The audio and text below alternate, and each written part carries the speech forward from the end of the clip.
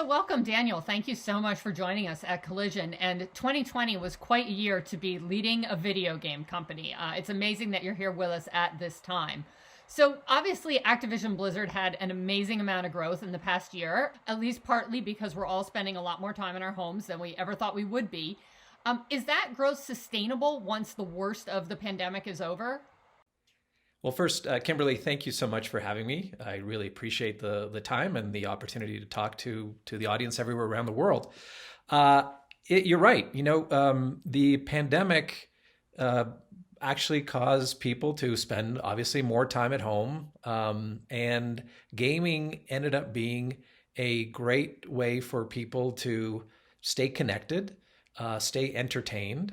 But this is something actually that we've already been seeing as a shift of people really embracing gaming across console, PC, and mobile, and may have been accelerated because of the pandemic and people staying at home. But if there's one thing that we've noticed, and this is a significant positive change in the gaming ecosystem, is that gaming has not only been a place where people can get entertained and obviously the Activision Blizzard and King franchises that we have are beloved across the world, but it also is a way for people to stay connected. And at a time where in COVID, people may have felt isolated and they're staying at home and they're away from their friends, this ended up being a fantastic way for people to stay connected, to find new friends. And we've absolutely seen that in the engagement and the way that people have been playing our games.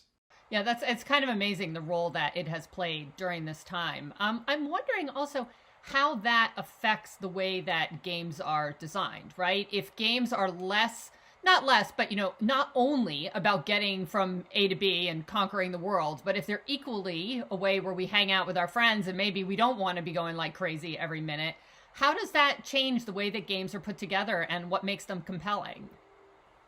Well, at the core, content really is king. You really have to have a compelling game and compelling IP that you invest in and that you create, and then you make it available across multiple platforms. And that's something that we at Activision Blizzard have really been focused on for the last few years, is just ensuring that every single one of our games is accessible in whatever platform is available for that individual game, and ensuring that we reach players everywhere around the world. But then also, to your point, because communication and connection is so important, we are embedding these capabilities of being able not only to connect and speak with other players and find other players, but also embedding social features into the game themselves. And that starts all the way from the beginning phase of the game creation all the way through. So for instance, in Warcraft and World of Warcraft, we have the concept of guilds where actually people can come together and play together and also invest in each other. In Overwatch and the Overwatch League, the players can stay connected through voice and actually being able to connect through voice and find other players as well. And we found that, for instance, in Call of Duty, 3/4 of our players actually play with other players and in teams, because it's their way to really stay connected. So that social fabric and connectivity in our games is something we've been working on for a number of years, and we're going to continue to evolve more social connections across every single one of our franchises. It sounds like it's going to be really interesting just for the future of the industry and how we think about games. Now, you joined Activision Blizzard in April 2020, right? Quite the timing. Before we get into those management challenges, did you always want to be the head of a gaming company? Like, who wouldn't? Was this your dream since you were a boy? Well, I was a passionate gamer early on in my career. Actually, before my career, when I was a teenager, and I've always loved gaming, and I've always loved entertainment. I worked in the music business. Obviously, worked at Google for 16 years, where we built platforms to connect people with information and also connect people with other people. And I hadn't envisioned that I would be a president and chief operating officer of one of the biggest gaming companies in the world. But this has been such an incredible joy for me to join this company, to be part of just this creative process that exists across every single one of our franchises. And I wake up every morning just incredibly excited about what I'm doing, and also about the impact that we can have to people all around the world, hundreds of millions of players who interact with our games, and that we bring epic entertainment, joy, and community through our games. So when you first came on board, everyone was already working at home, right? Was that the state in your offices mostly? When I joined, we were already 2 weeks into work from home.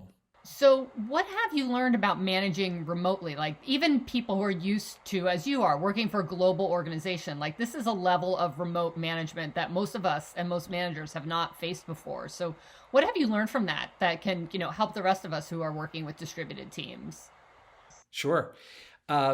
It was it was uncharted territory for me. Obviously, it was uncharted territory for so many people, but for me to join a new company in the middle of work from home and learning to connect with people virtually was actually a learned behavior. I was even though I worked in multinational companies and we had to connect virtually with teams around the world.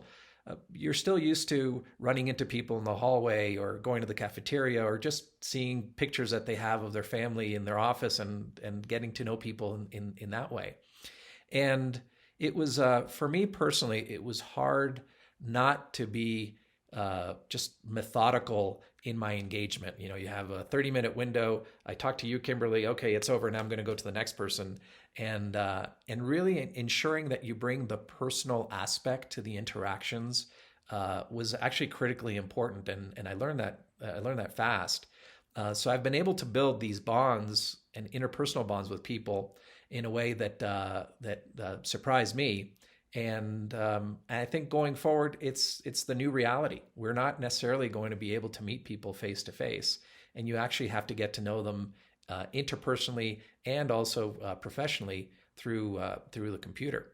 But specifically, as what it means to me as the chief operating officer of the company and managing the company remotely, I was tremendously proud and really amazed at how the teams just reoriented to a work from home environment and didn't miss a beat. And I was actually very concerned. I'm going into this new business, new company, and the game development is so important to keep it on track in order for your games to launch on time and to meet the player demands.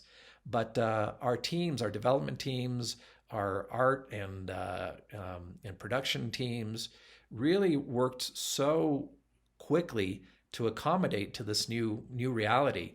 So much so that we've had actually in 2020, and we will continue to have in 2021, some of our most productive game launch years that we've ever had.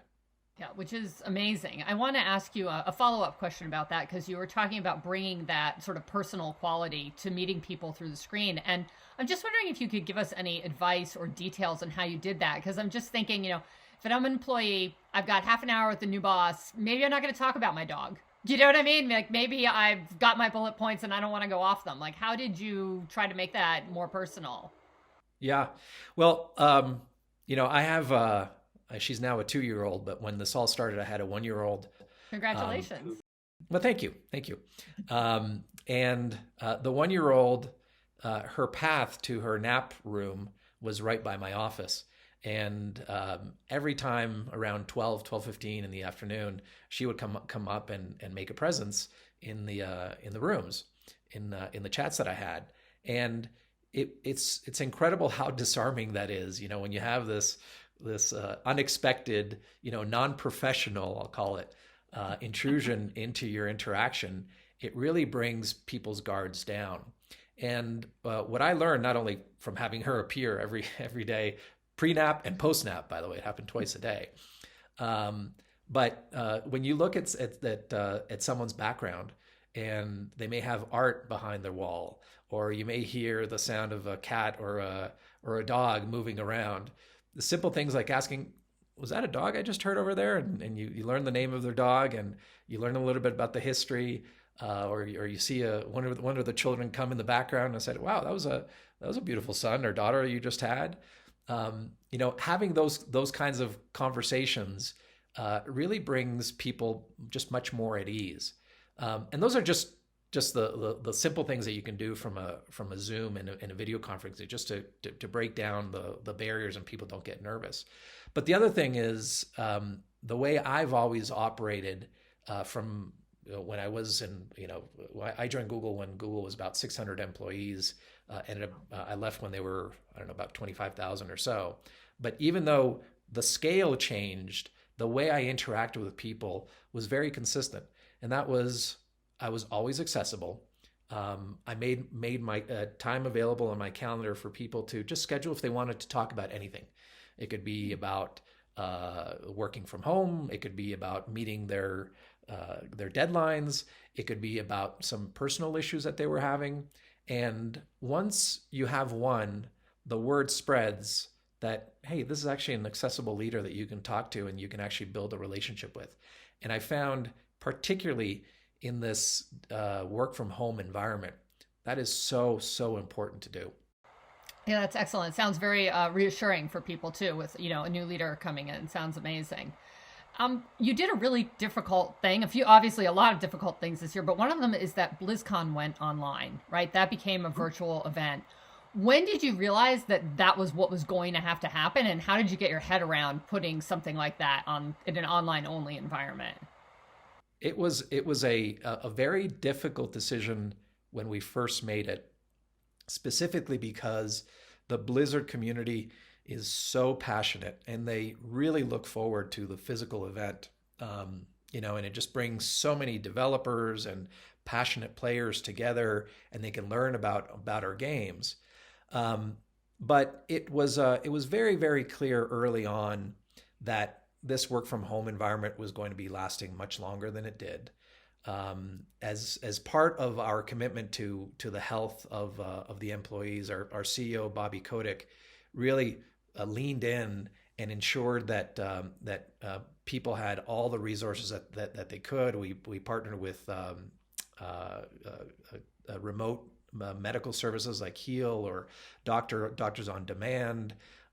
We also partnered with the World Health Organization to ensure that people understood the importance of staying 6 feet away from each other and wearing masks. And also we donated $5 million of aid to hospitals for the COVID-19 response. So we were very involved with the entire process and working very closely with advisors, doctors, and it was clear that a physical BlizzCon was not going to happen. But we looked at it and we said, all right, now that we know that the physical approach is not going to be the right way, how can we make the digital experience so different and so much better? And we got tremendous feedback, positive feedback from the BlizzCon line. And in terms of the international viewership, we couldn't be happier to be able to tell our player base around the world all the exciting things that are happening at Blizzard. So how does that affect the way that you're going to be putting on events in the future? Like, is there some kind of hybrid model coming up? Or are you going to go back to the all in-person one? What do you think will happen? To be completely frank, I don't know. We don't know yet. We're still seeing how things evolve. The capability to have the online scale and have many more people be able to connect and know that this is the way that they can actually know more about Blizzard, to have more behind the scenes snapshots that happen that you may not necessarily see them in a live event. Those are all things that are positive, but we're still evaluating what the right approach is going forward. Again, we know we have an incredibly passionate community of players and developers, and we just want to make sure that we live up to their expectations and we keep that passion alive and connected.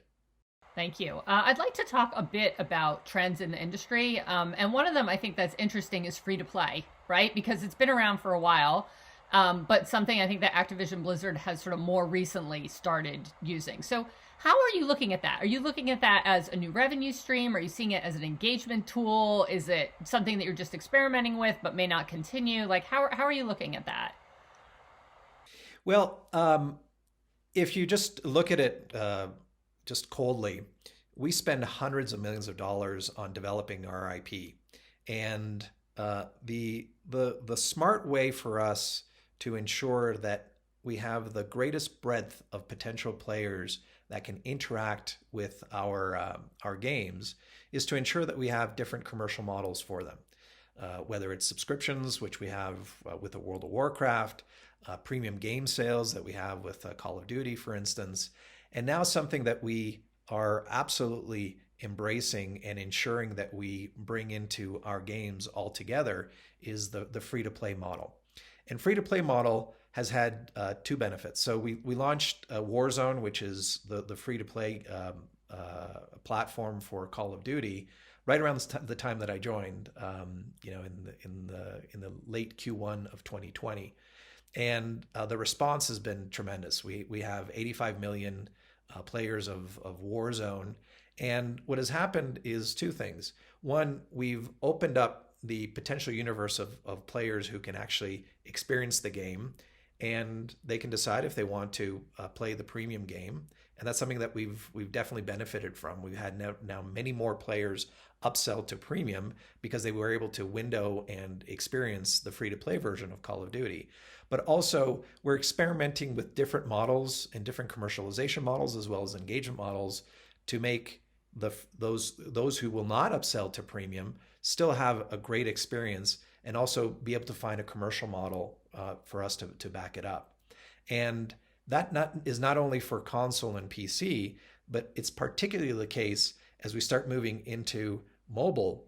And each of our core franchises really has to have a mobile presence because that's how players want to engage. Either they're on console and PC and they're on the move and they want to continue playing, or you may be in a world where you don't have a console, you don't have a PC, and this happens a lot in developing nations where they've bypassed console and PC and they went straight to mobile. Making our games accessible through mobile is an imperative, and the free-to-play component is also a key element of engagement that is particularly important in mobile. We only have a couple more minutes, but I would love you to tell us how the esports leagues fit into the bigger Activision Blizzard picture. Yeah, esports has been just a tremendous success for us. The player base that we have is so passionate and so engaged that not only do they love playing our games, but they also love watching other people play the games and figuring out what are the right moves that they should be doing and that they should be incorporating into their gameplay.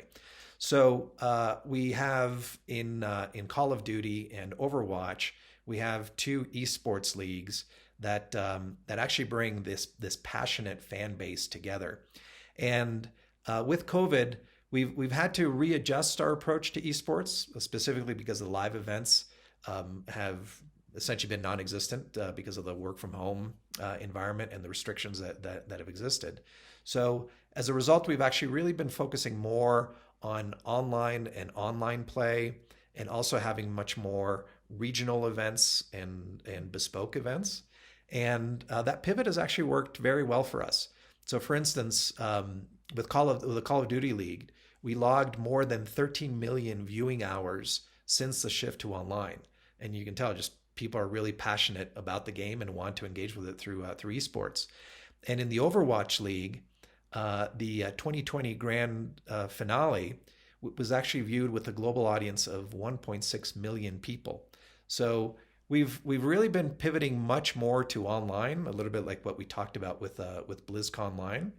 And what we found is players are passionate about the game and they want to engage with esports, and they're going to find a way to connect. And online is not only a great way to do it, but also gives you the international platform to be able to bring these players together with also their favorite esports stars.